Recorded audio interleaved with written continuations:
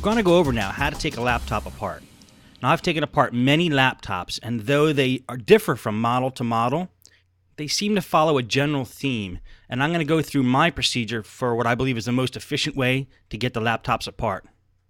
And this applies mainly if you have to get down to the motherboard level. The first thing I do is I pull the battery out. You don't want to have any charge in the laptop when you're working on it. Second, I'll start pulling out components one by one. Components that I can get to easily and that will be able to be removed so they're not connected to the motherboard, like the CD drive.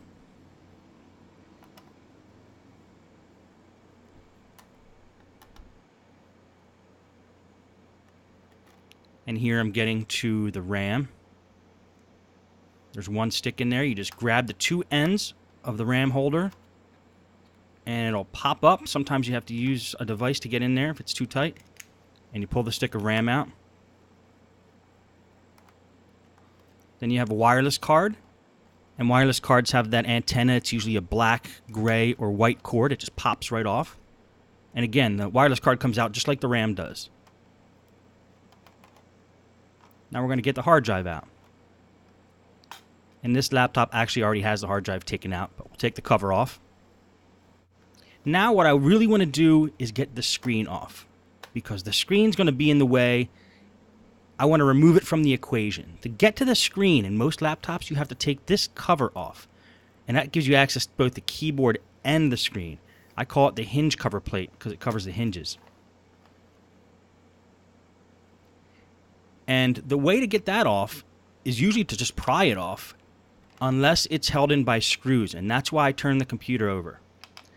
I'm going to remove any screw that appears like it's directly under the hinge cover plate that could be fastening it on, because I've pried that hinge cover plate off in the past, and sometimes it's screwed in from the bottom and it breaks. So, rule number one, if you have to force anything off of these laptops, stop what you're doing. It's probably going to break. So I just play it safe and remove all the screws that could possibly be holding that hinge cover plate on. And the only way I'll be able to tell is when I go to attempt to take the hinge cover plate off. So just lining it up. I lined up how big that hinge cover plate is, and I'm just removing any screw that's directly under that. And this computer actually has a lot of them. Most computers don't have this many screws directly under the hinge cover plate.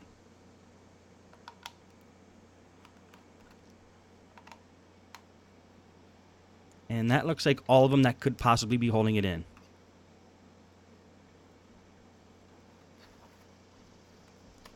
So now we flip it over, open it back up again, and now we attempt to remove the hinge cover plate, knowing that any screw that could possibly be holding it in is removed. And one way to get to it is to push down the keys and pry under the keys, being careful not to damage the keys when you do that. Or if that doesn't work, look for some other entry point, like there was right under the hinge.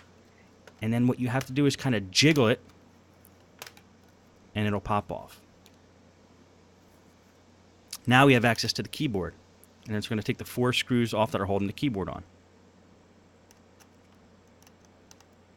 Now that hinge cover plate in some computers might have a ribbon cable attached to it, or might be fastened in a different way, but they're all generally about the same. It's kind of snapped in there, sometimes with and sometimes without screws holding it in. And keyboards, sometimes they have screws like they have in this one where I'm pulling them off now.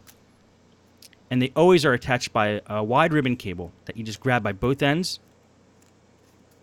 at the connector and pull it out. Now I'm disconnecting any ribbon cable I see. This is for the touchpad. Because when I take the top plate off of this computer, that ribbon cable is still going to be connected unless I remove it right now. Now I have access to the screen, and this is the LCD cable I'm pulling off now. And these 2 wires here go to the wireless card. You're going to find in a lot of laptops, the wireless antenna go through the computer to the bottom, to the wireless card, all the way up to the top of the screen. So you have to kind of fish it through the computer and pull it back. This way you could get the screen off. If we didn't pull these wires back, we wouldn't be able to remove the screen. And then we'll start removing screws from the hinges on the screen. This particular computer has 3 hinges that go straight down and hold the screen to the base. 1.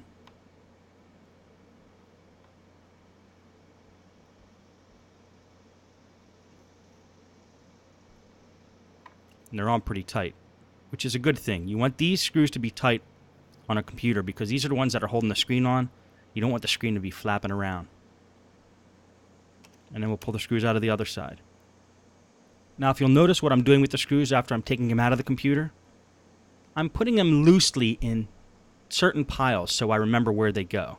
And we're going to talk more about this at the very end of this video, so don't get too hung up on wondering what screws go back into the computer and what positions. We will address that because that's definitely a big question.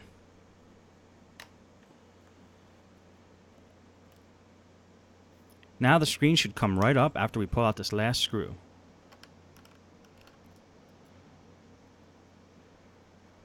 The screen pops right out. Now our objective is to remove the top part of the case from the bottom part of the case so we get to the motherboard. So let's get that ribbon cable unattached.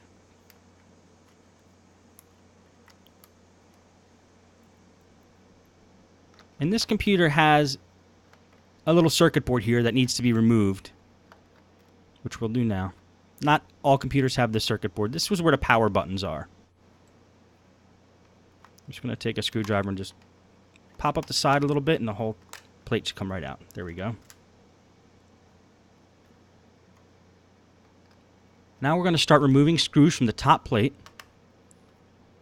Any screw that we see that appears to be holding the top part of the case to the bottom part of the case.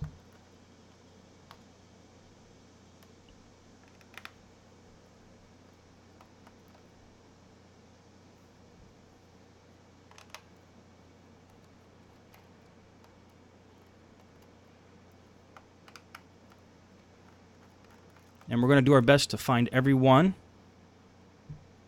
And we'll know if we miss one because the cases won't come apart. And now we want to turn it over and remove any other screw that appears to be holding the 2 cases together.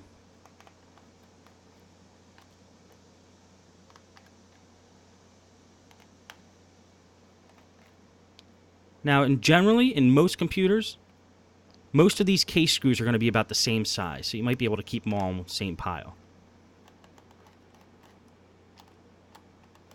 And you'll see in the case study videos, some laptops have markings next to each screw hole that tells you the size of screw that goes in there, and that makes it really easy for us. This computer doesn't, so we'll have to keep track of the screws with a system. And when it looks like you have all the screws out, try to pry the 2 cases apart. I don't have long nails, but I generally like to use my fingernail and kind of go along the edge.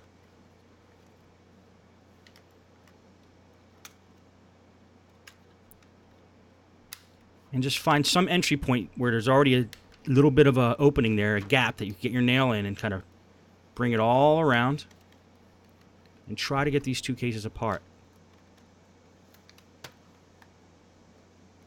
Remember, don't force anything. And it looks like this is being held in by something, so let's check for screws. And yes, I forgot 1 screw on the top part of the case. Let's see what happens once we get that out. It's coming apart much easier now. So I'm glad that was in the video because I want you guys to know if it looks like it's not coming apart easy, there's probably a screw holding it in somewhere that you missed. Now we have access to the motherboard here.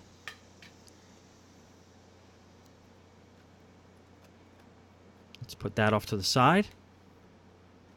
And we'll attempt to remove the motherboard now from the top part of the case. This big black device here is just the speakers, and that attaches with a connector to the motherboard.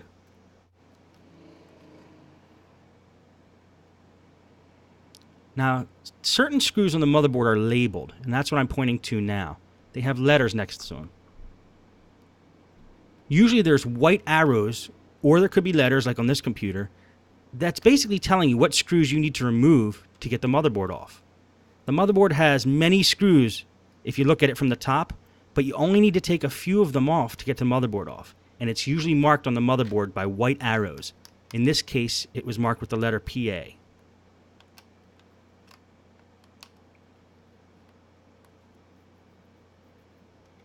Now this little piece here is just an extension for the battery.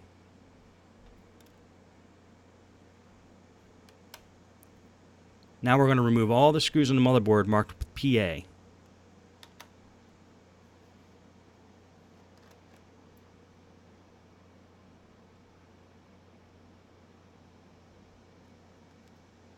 And when it looks like we have them all, try to pull the motherboard out of the case, gently.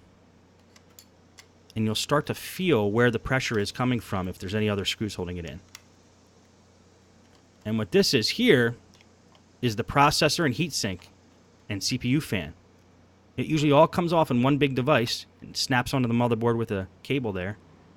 And if you notice those numbers, 1, 2, 3, right next to the screw holes, that's usually an indicator, and it will be on most laptops, an indicator of what screws hold in the heatsink over the processor, so you don't tighten them all down in the wrong way. It actually is a guide. It helps you as a guide.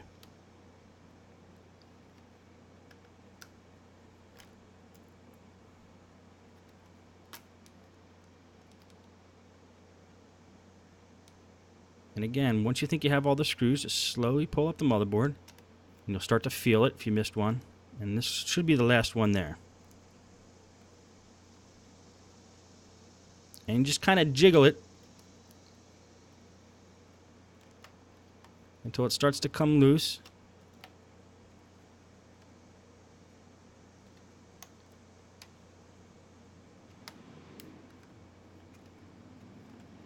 And pops right out. And that plastic piece I pulled out is just the holder for the PCM-CIA slot. I'm going to lay something down so there's no static electricity on the motherboard when I place it down.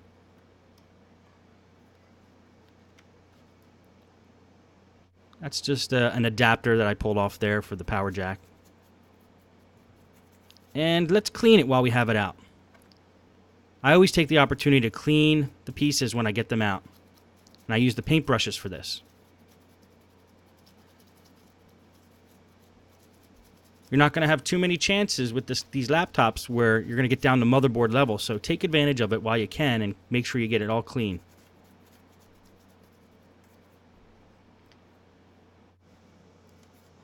And since you have the fan out for the processor, blow it out with compressed air.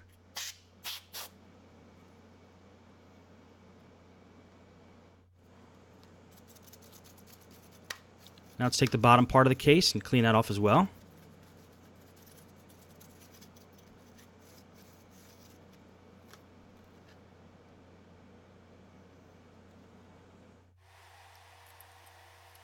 And now, say if you did have to do a motherboard replacement, you got to start putting everything back together again. And I sped this video up because putting it back together is almost identical to taking it apart in reverse order.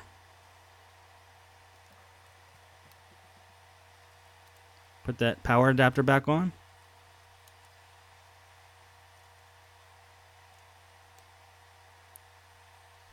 Now we're putting the screws all back on the motherboard marked with the letters PA. Put the speakers on, attach them to the motherboard. They just fit right in there, which they usually do. And that's just a battery extender. Make sure you have all the screws on that were originally on the motherboard before you put the black cover back on. And that's twice. I just checked to make sure I had them all back on there, and I do now. So now I can put the cover back on. It'll usually snap right together.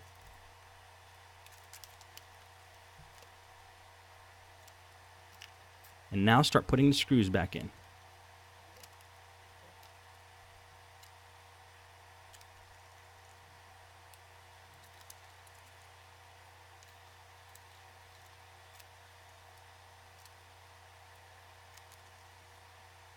Now if you notice, these are screws I took out originally because I thought they were holding the hinge cover plate on. But since they're not, I could put them back on now. And then I'll put all the screws back on the top plate, or the top part of the case. Attach the ribbon cable for the touchpad.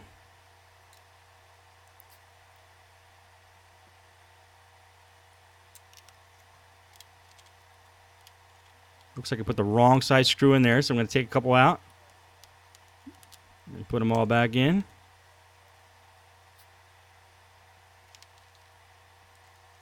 Sometimes you got to take a step back before you go forward.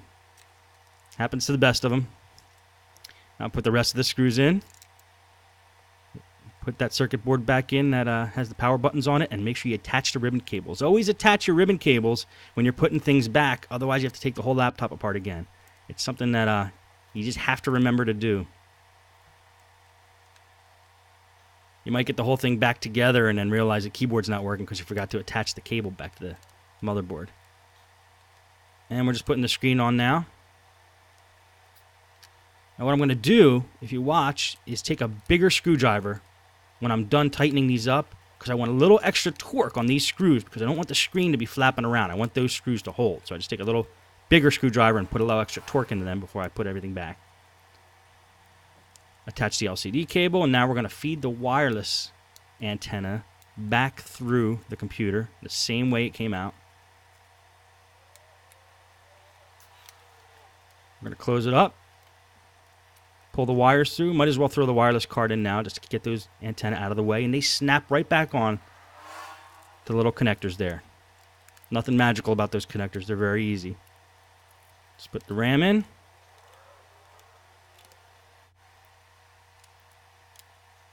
Put some remaining screws back on the bottom of the case here. Okay, let's throw the keyboard in. Attach it to the motherboard with the ribbon connector.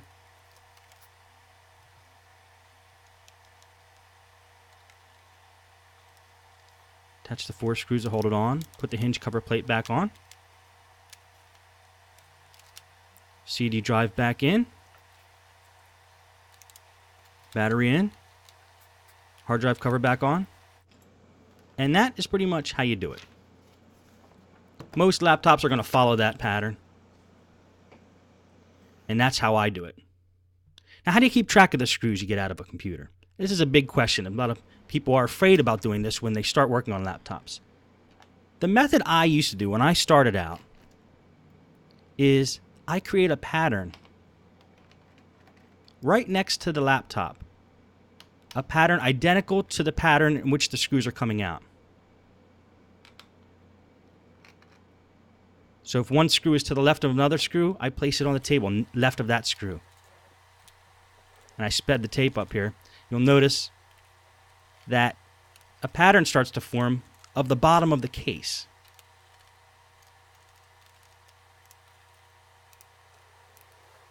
And now I know where each screw goes when I go to put them back. Some people use containers. And they'll say, every screw I take out of the bottom case, I'm going to put in container number 1. So I know that all the screws in container number 1 are used for the bottom case.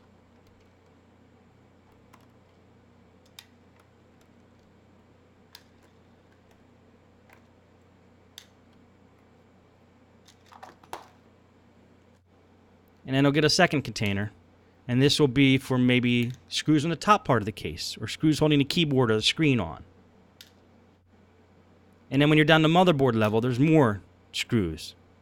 So you could use another case for that.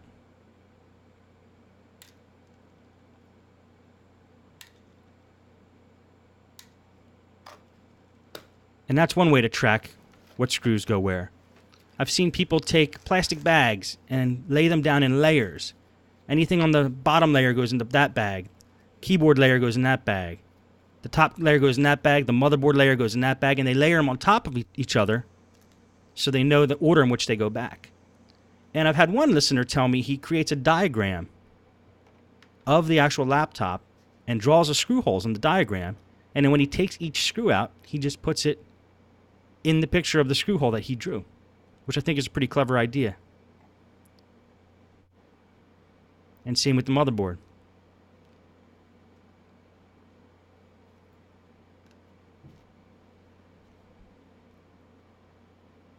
And he does that for each layer that he has to. Well, that's pretty much all you need to know for now. If you watch the case study videos, you'll see some of these techniques to put in action, and I think then you'll be ready to do it yourself.